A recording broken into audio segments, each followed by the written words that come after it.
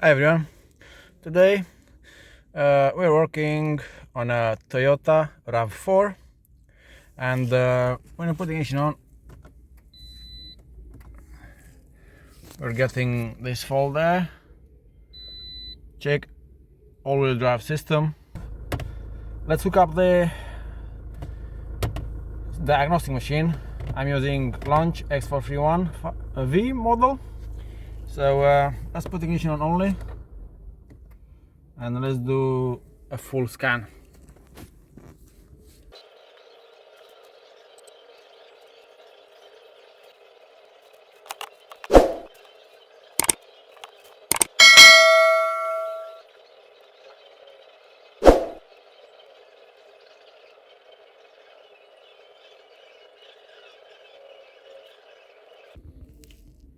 Okay, so let's see what we got here.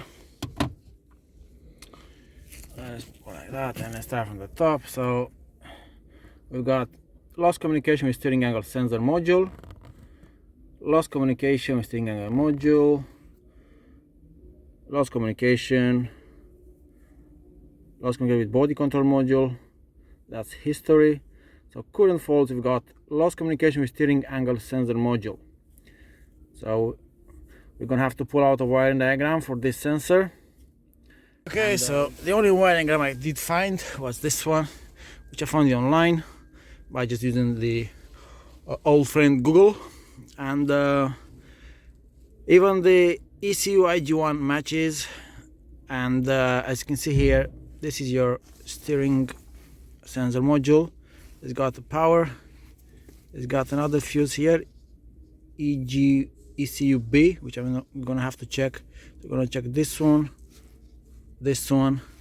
and if you get power on all of them, that's good. Then we're gonna, if you got power on both of those fuses, we're gonna have to take the steering wheel off, and we're gonna have to measure straight up to the sensor, and the sensor is mounted behind the clock spring. So, but first we will gonna test voltage there, and also I'm gonna load test that fuse after, so I can make sure there's enough current travel to this. I'm going to do the same here. I'm gonna search for this ECU B fuse, and good thing about Toyota is I've got my cover here, and they are called ECU Ignition number 1. So all I need to find is where is the ECU Ignition B, or ECU B, whatever that is.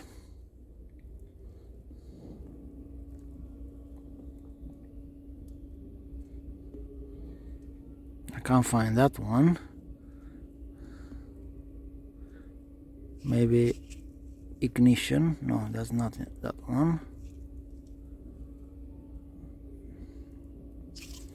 So we'll test the ignition one fuse. We'll test this one, make sure that's okay, and then we're gonna, if we cannot find it, the ECU B, we're gonna have to take the steering wheel off and just measure it there. I was trying to avoid taking the steering wheel before checking all this. They are absolutely fine. Okay, so I did find the ECU base right there. Okay, there you go. ECU B number 1, 10 amps, which is right over here. And you can see there, I've got battery voltage on both sides. I'm happy with that. And let me see if we've got plenty of current passing here. Oh yeah, so I know that wire is also good. I'm gonna remove the fuse, and I'm gonna make sure the fuse has all the pins in one piece, because it happened to me once to take the fuse out and one of the pins was broken, but still you can measure current on both sides. So I'll do that when I'll turn off the camera, because I can't do it one hand. And if that's okay, I'm gonna go and check the ECU Ignition 1. So the fuse panel, it's this one here. and this is the one here. You can see there I've got 11.9 volts again, which is exactly what my battery voltage got in. You can see there. So I know that relay is good, and I know that fuse is good. So I know that's also enough current flowing through that wire. Okay, so this is your cruise control switch. You have to take this out of here, and then if you just look there, I can focus for you. This is the spring, one of the springs. So what you have to do is you have to push it inwards, and you'll see your actually jumps. I'll show you again. I'm gonna push that in, and I'm gonna go there and watch. And it's the same. There's another one right down here. You have to press it, and one on the other side. So I'll remove those once it's popped out. We're just gonna flip it around, and you can see you've got this connector here, which is the airbag. You should know the battery should be disconnected and wait about 5 minutes until you're actually gonna unplug any airbag or any seatbelt pretensioner, just to be safe that all the capacitor will discharge. So take this one out, just gently. You have to pry this tab out. It should just click out. Shouldn't be that hard. They usually can't be taken off if they've been ignited. They'll be just melted. Right, a bit too big this screwdriver, but I'll do the job. Alright, so once you pull this tab out, you just gently squeeze it on out. And then you got your ground here. Okay, and your airbag is out. You should always store these airbags in an upright position like this, and they should always be put in a safety locker. But I don't have one at home, so I'm just gonna leave it down here. Okay, now we got all the airbag out of the way. We need to remove this nut here. Now the steering wheel is locked, and that's good because it's gonna allow us to actually take the nut out. And then we're gonna mark the position of the splines against the steering wheel. So I'm gonna put it back in the exactly same position.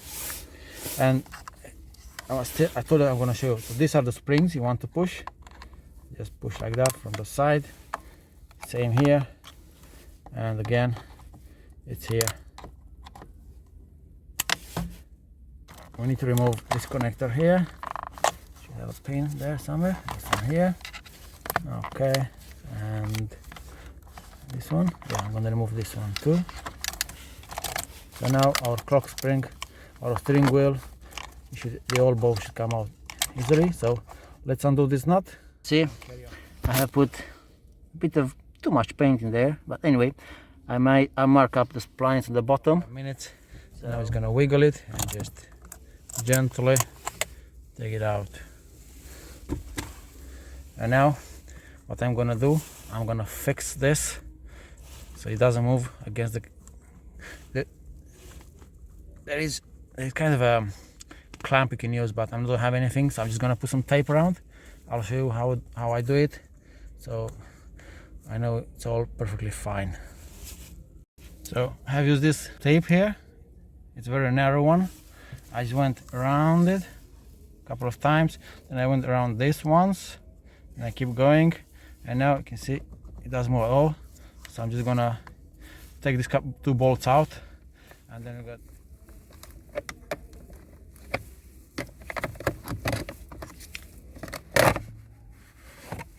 that's the lower part, and this one should just easily come out like that, and that's gonna stay here because it got that mesh there. So right, you can stay there. Cool. So our clock spring is gonna have a connector here. That's the airbag connector. So you have to pull that back and then just pull it out.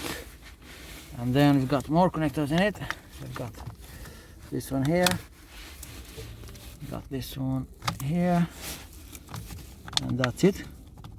Here has a clip here, which is just on top here. Just pull it out, pull it up, and then one here, this one pull down, same on this side, and the whole unit is gonna come out. Okay, so the steering angle sensor module is, you can see, it's part of this. You can take it off if you want, got a little clips there. So our wiring for it is this one here. So we got our 5 wires in there, just like on our diagram. 1, 2, 3, 4, 5, can high and can low. Got 2 battery voltage and a ground. So I'm gonna confirm the battery voltage and the ground.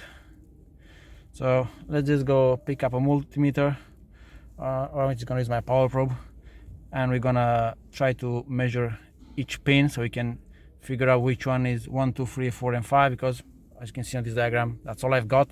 So I don't know which one it is, but I think this brown might be ground. These 2 pink and white, they're a bit thinner, so I'm gonna say they may be the CAN bus, and these 2 here, the 2 positive maybe. But best way to test is we're gonna use a volt measurement tool.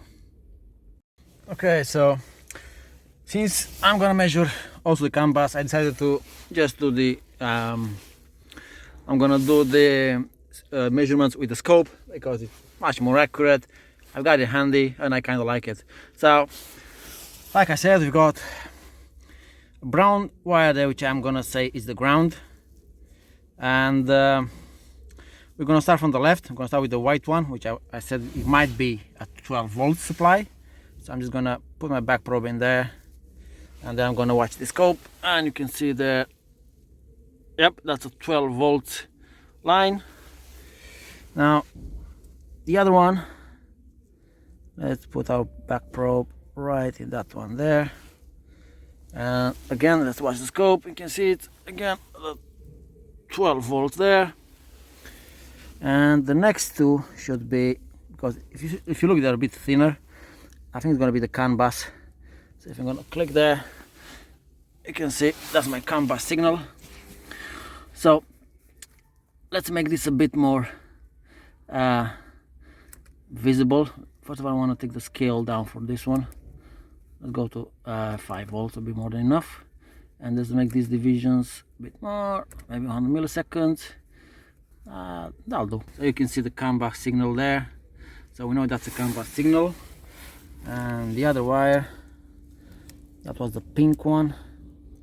And the last, that should be another CAN bus signal. Okay. So yeah, that's CAN low. You can see the signal there nice and clearly. So, and last is going to be the ground most likely. But if you put the power probe there, sorry, the power probe, I've got something with the power probe, put the pin there, we should be reading 0 volts, and which we do. So from this test we have confirmed we've got 12 volts, we've got CAN communication, and looks good, so we know there's no other fault in the system. And all have to, you know, we've got 0 volts on this one. So my last test is going to be, I'm going to load test the power, and I'm also going to load test the ground wire, just to make sure there is not excessive resistance on it and the current can flow easily. And if that...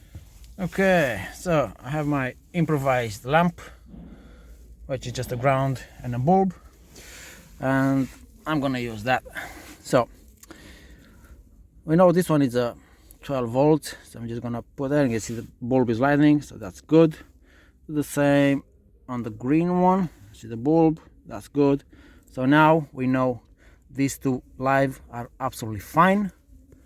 The last is going to be the ground. So to do the ground, we're going to have to put the ground in there, if we can. Yeah, we can. Okay, so the ground is there, and then I'm gonna take my power probe, and I should be able, if I'm gonna put the ground, hang on, give me a second.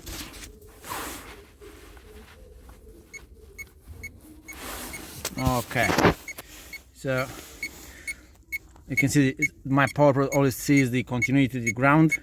So if I'm gonna apply 12 volts on this end now, that bulb should light up, which it does, and that tells me that that ground path, it's also absolutely fine.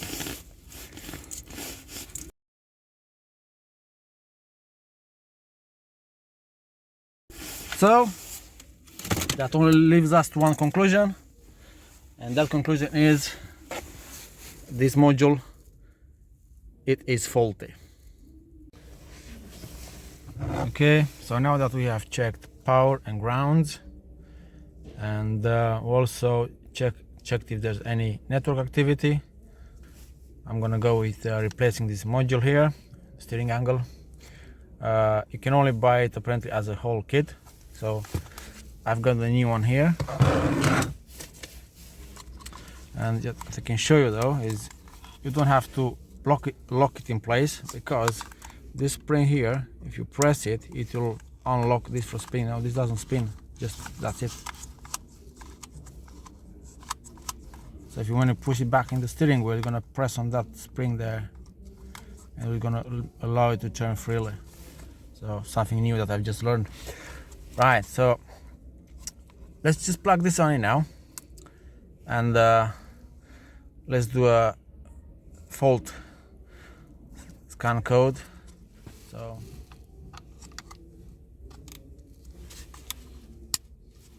okay, let's leave it like that, and let's put the ignition on.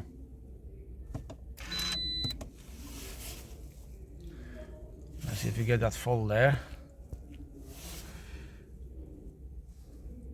As you can see, I've got the airbag light on, which is obviously because I've got no steering, and the all-wheel drive fault is not showing on dash. Right, let's do a quick scan. Let's see what faults we've got here left.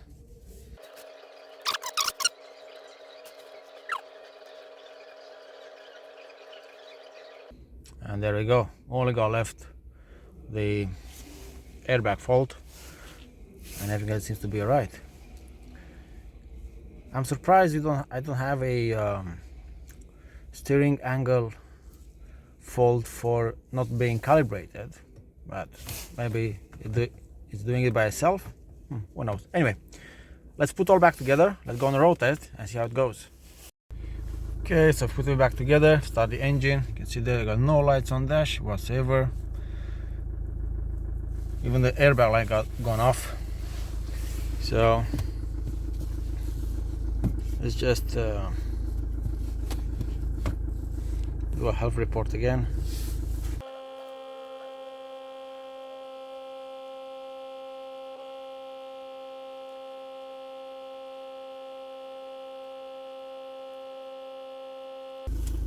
Okay, so I only got the airbag fault there, so let's clear that too. Now everything is back to normal. Okay guys, thank you very much for watching this video. I hope you found it useful, and I will see you on my next video.